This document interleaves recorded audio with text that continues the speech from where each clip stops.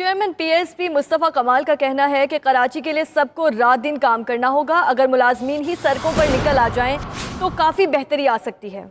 वो फंड या चंदा नहीं मांग रहे, करोड़ों रुपए माहाना और अरबों रुपए सालाना हजारों मुलाजमीन को दिए जा रहे हैं। उन्होंने मजीद इस हवाले से क्या कहा, आइए आपको भी सुनवाते हैं। करोड़ों रुपए माहाना और अरबों रुपए सालाना सिर्फ सैलरीज के मद में दे रहे हैं। तो भाई वो अगर लोगों को ही रोड पर ले आएंगे और सैलरीज की मद में कैसे करप्शन हो रही है, जेब में जा रहा है। मैंने इस करप्शन को खत्म करना है। मैं नहीं कह रहा कि जी मेयर साहब करप्शन कर रहे होंगे, मेयर साहब से संभल नहीं रहा होगा, नीचे तो मैं हूं ना। डिस्ट्रिक्ट साउथ और डिस्ट्रिक्ट ईस्ट, वो दोनों डिस्ट्रिक्ट एमक्यूएम के डिस्ट्रिक्ट ने अपने हाथ से प्रोविंशियल गवर्नमेंट को ये इख्तियारात दिए हैं।